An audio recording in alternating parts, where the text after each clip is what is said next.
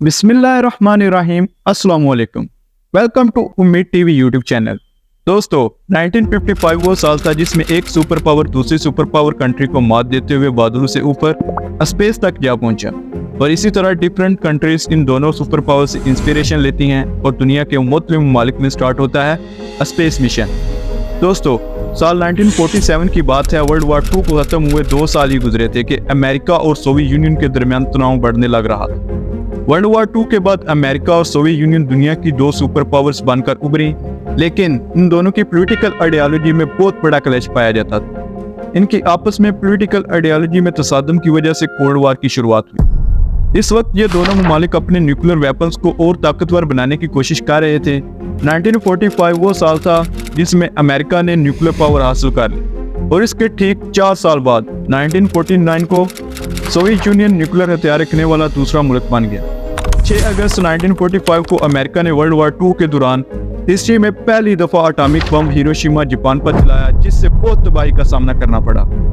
और दूसरा atomic bomb 9 अगस्त 1945 को जापान के शहर नागासाकी पर चलाया गया, जिससे बहुत से मासूम लोग अपनी जान से हाथ धो बैठे। तो वीडियो को मज़ीद आगे बढ़ाने से पहले उम्मीद टीवी यूट्यूब चैनल को सब्सक्राइब कीजिए, इस वीडियो को लाइक कीजिए और बेल आइकन पर जरूर क्लिक कीजिए।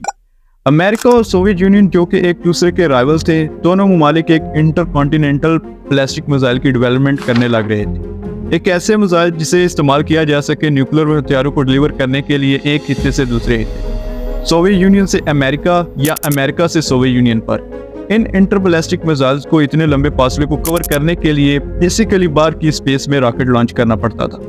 दोनों ममालिक जानते थे कि किसी भी मुल्क ने ऐसी टेक्नोलॉजी डेवलप कर ली जिसकी मदद से स्पेस में पहुंचा जा सकता है। इस मुल्क के पास हथियारों दूसरे मुल्क की निगरानी में एक अहम एडवांटेज साबित हो सकता है। इसी वजह से दोनों ममालिक इस रेस में लग गए कि कौन सबसे पहले स्पेस तक पहुंच सकता है।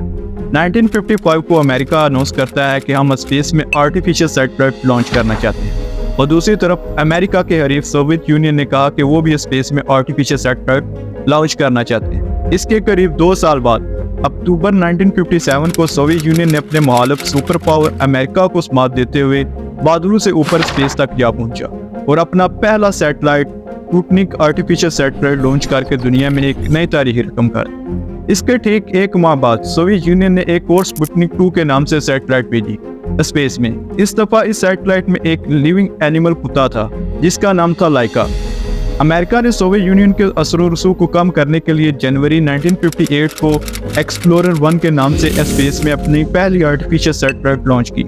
अमेरिका और सोवियत यूनियन के दरमियान स्पेस मिशन को लेकर कंपटीशन इतना दमदार था कि दुनिया के मुख्तलिफ ममालिक इनसे इंस्पिरेशन ले रहे थे। इसी दौरान पाकिस्तानी साइंटिस्ट डॉक्टर अब्दुल सलाम बहुत इंस्पायर्ड फील होने लगे इस स्पेस टेक्नोलॉजी को लेकर। इन्होंने रियलाइज किया कि एक मुल्क की बका के लिए स्पेस में डेवलपमेंट करना कितना जरूरी है।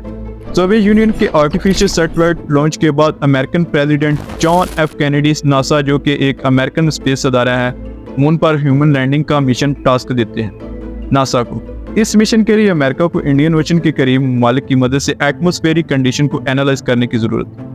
पाकिस्तान ने मौके का फायदा उठाते हुए अमेरिका का साथ दिया और अमेरिका की मदद से और पाकिस्तान के Nobel prize winner Abdul Salam की सरपरस्ती में 16 सितंबर 1961 को space and upper atmosphere research commission यानी कि स्पार्को का वजूद अमल में आता है। डॉक्टर अब्दुल सलाम, जो कि पहले पाकिस्तानी नोबेल प्राइज विनर थे, इन्हें स्पार्को का चेयरमैन बनाया गया, इसलिए इन्हें the founder of Pakistan space programme भी कहा जाता है। शुरुआती दिनों में स्पार्को के पास बहुत ही लिमिटेड इंफ्रास्ट्रक्चर और रिसोर्सेज होते हैं, जिसकी वजह से हमें अमेरिका की मदद लेनी पड़ती है। 7 जून 1962 स्पार्को के एस्टेब्लिश होने के 1 साल बाद पाकिस्तान ने अपना पहला साउंडिंग रॉकेट बलोचिस्तान से रहबर 1 लॉन्च किया। साउंडिंग रॉकेट एक ऐसा रॉकेट जिसमें इंस्ट्रूमेंट होते हैं अलग अलग मेजरमेंट लेने के लिए अर्थ की एटमॉस्फेयर में। इलेक्ट्रॉन को स्टडी करने के लिए इसे लॉन्च किया गया। इसको सप्लाई किया था नासा ने। रहबर 1 के लॉन्च के बाद पाकिस्तान, जापान और इसराइल के बाद एशिया का तीसरा और इस्लामिक वर्ल्ड का पहला मुल्क बन गया था जिसने स्पेस को टच किया। इसके अलावा और भी अचीवमेंट्स हैं जो पाकिस्तान ने बहुत कम अरसे में हासिल की। इसके करीब 1 साल बाद पाकिस्तान ने रहबर 2 के नाम से एक और रॉकेट लॉन्च किया। इसी तरह रहबर, रहनुमा और शाहपुर के नाम से कई रॉकेट की सीरीज स्पेस में छोड़ी और पाकिस्तान की स्पेस एजेंसी इस जमाने में दुनिया की one of the best space agency बनी है। बहुत सारे कंट्रीज की पाकिस्तान के साथ स्पेस टेक्नोलॉजी में कोलैबोरेशन थी। और दूसरी तरफ बात की जाए हमारे पड़ोसी की तो 1960 से 1970 तक इंडिया पाकिस्तान से स्पेस टेक्नोलॉजी में बहुत पीछे था। इंडिया का स्पेस प्रोग्राम पाकिस्तान के स्पेस प्रोग्राम से तकरीबन 8 साल बाद अमल में आया, जो कि स्पार्को के मुकाबले बहुत बैकवर्ड था। लेकिन ऐसा क्या हुआ कि अब पाकिस्तान की स्पेस एजेंसी स्पार्को और इंडियन स्पेस एजेंसी इसरो से सदियों पीछे रह गई।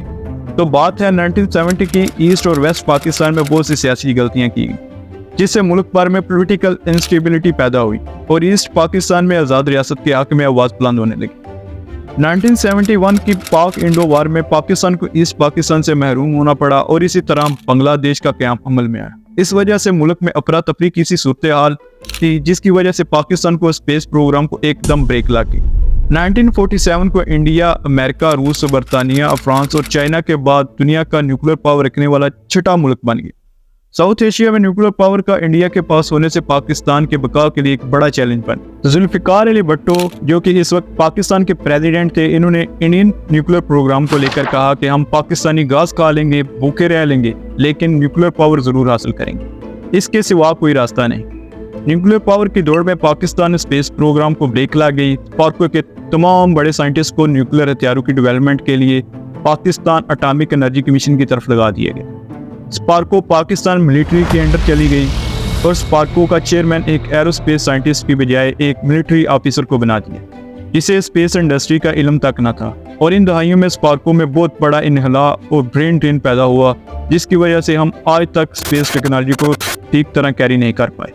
स्पार्को की नाकामी की दूसरी बड़ी वजह फंडिंग की कमी है। अगर हम बात करें तो स्पार्को का सालाना बजट $25.61 मिलियन और वहीं इसरो इंडियन स्पेस एजेंसी का बजट $1.6 बिलियन, जो कि स्पार्को से कई गुना ज्यादा है। पाकिस्तान के न्यूक्लियर वेपन्स की डेवलपमेंट को लेकर अमेरिका ने पाकिस्तान पर पाबंदियां लगा दी और स्पार्को की फंडिंग बंद कर। अब अमेरिका पाकिस्तान की हेल्प नहीं कर रहा था। पाकिस्तान को सैटेलाइट लॉन्च करने के लिए चाइना पर डिपेंडेंट होना पड़ा। पाकिस्तान की स्पेस एजेंसी स्पार्को 1990 में दोबारा सर्वाइव करना शुरू हुई। स्पार्को ने अपना पहला आर्टिफिशियल सैटेलाइट बदर-1 16 जुलाई 1990 को स्पेस में छोड़ी।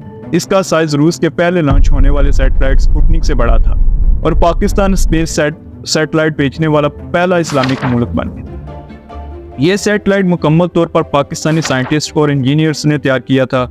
यह सैटेलाइट पावर सप्लाई, ट्रैकिंग, टेलीमीटर और टेलीकमांड जैसी कई सिस्टम पर मुश्तमिल था। साल 2001 में स्पार्को बदर-2 के नाम से एक और सैटेलाइट लॉन्च करती है, जो कि पाकिस्तान स्पेस प्रोग्राम में एक अहम संग मील साबित होती। बदर-2 सैटेलाइट चाइना की मदद से पाकिस्तान में तैयार की गई और चाइना की एक्सचेंज लॉन्चिंग सेंटर से लॉन्च किया गया। इस सैटेलाइट के main purpose telecommunication, data transmission, television broadcasting और एरिया कवरेज था। इसका मतलब कि बदर-2 सैटेलाइट की लॉन्च के बाद पाकिस्तान में टेलीविजन पर न्यूज़, एंटरटेनमेंट और वेदर कंडीशन की ब्रॉडकास्टिंग शुरू की। साल 2002 में पाकसेट को लॉन्च किया गया, जो कि पाकिस्तान की सबसे बड़ी टेलीकम्युनिकेशन सैटेलाइट थी। इसकी मदद से मुल्क भर में एक ब्रॉडकास्टिंग नेटवर्क बिछाया गया। इस सैटेलाइट की मदद से हंगामी सूरत हाल जैसा कि सैलाब, तूफान और फसलों में इंसेक्ट्स को एनालाइज करने के लिए बहुत माम साबित हुआ।